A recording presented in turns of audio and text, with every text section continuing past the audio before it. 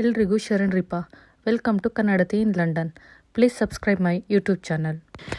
ಎಷ್ಟು ಜನ ಸಂಪ್ಲಿಗೆ ಅನ್ನೋ ವರ್ಡ್ನ ಕೇಳಿದ್ದೀರಾ ಅಥವಾ ಇನ್ನು ಯೂಸ್ ಮಾಡ್ತಿದ್ದೀರಾ?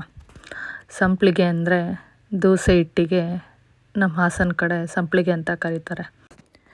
ಏನಪ್ಪ ಇವರು ದೋಸೆ ಮಾಡೋದು ತೋರಿಸ್ತಿದ್ದಾರೆ ಅಂದ್ಕೊತಿದ್ದೀರಾ? ಆ್ಯಕ್ಚುಲಿ UK ದೋಸೆ ಮಾಡೋದು ಒಂಥರ ನಮ್ಮ ಪೇಷನ್ಸ್ ಟೆಸ್ಟ್ ಮಾಡ್ದಂಗೆ. ಯಾಕಂದರೆ ಬೆಂಗಳೂರಲ್ಲಿದ್ದಾಗ ದೋಸೆ ತಿನ್ನಬೇಕು ಅನಿಸಿದ್ರೆ ಇಮ್ಮಿಡಿಯೇಟಾಗಿ ಆನ್ಲೈನಲ್ಲಿ ದೋಸೆ ಬ್ಯಾಟರ್ ರೆಡಿ ಇರ್ತಿತ್ತು. ಆರ್ಡ್ರ್ ಮಾಡಿದ್ರೆ ಮನೆಗೆ ಬರ್ತಿತ್ತು. ಅದು ಬೇಡವಾ, ದೋಸೆನೇ ಆರ್ಡ್ರ್ ಮಾಡಿದ್ರೆ ದೋಸೆ ಬರ್ತಿತ್ತು ಮನೆಗೆ.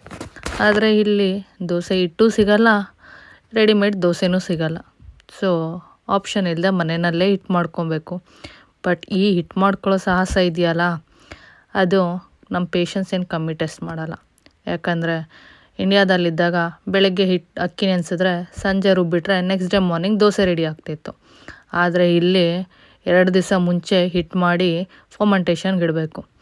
ಆಲ್ಮೋಸ್ಟ್ ನಾನು ಮಾಡಿರೋ ದೋಸೆ ಒಂದು 30 hours ಮೇಲೆ ಫರ್ಮೆಂಟೇಷನಿಗೆ ಇಟ್ಟಿದ್ದು. ಯಾಕಂದರೆ ಇಲ್ಲೇ ವೆದರಿಗೆ ಫರ್ಮೆಂಟೇಷನ್ ಆಗೋದು ಅಷ್ಟು ಈಸಿ ಅಲ್ಲ. ಅಂತೂ ಇಂತೂ ಕಷ್ಟಪಟ್ಟು ಹೆಂಗೋ ದೋಸೆ ಅಂತೂ ರೆಡಿ ಮಾಡಿದೆ. ಅಷ್ಟು ವೆಯ್ಟ್ ಮಾಡಿದ್ದಕ್ಕೂ ದೋಸೆ ನೋಡಿದ್ಮೇಲೆ ವರ್ತ್ ಫಾರ್ ಇಟ್ ಅನ್ನಿಸ್ತು. ಯಾಕಂದರೆ ನಮ್ಮ ಪೇಷನ್ಸ್ಗೆ ಅಟ್ಲೀಸ್ಟು ಟೇಸ್ಟಿಯಾಗಿ ಒಂದು ದೋಸೆ ತಿಂದಮೇಲೆ ಒಂಥರ ಸಮಾಧಾನ. ದೋಸೆ ಮಾಡೋದು ಕಷ್ಟ ಆದರೂ ಪಲ್ಯ ಮಾಡೋದು ಈಸಿ. ಯಾಕಂದರೆ ಇಲ್ಲಿ ಈಸಿಯಾಗಿ ಆಲೂಗೆಡ್ಡೆ ಸಿಗುತ್ತೆ.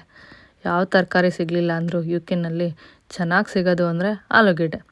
ಅದ್ರ ಜೊತೆಗೆ ನಮ್ಮ ಅಥೆಂಟಿಕ್ ಕಾಯಿ ಚಟ್ನಿ.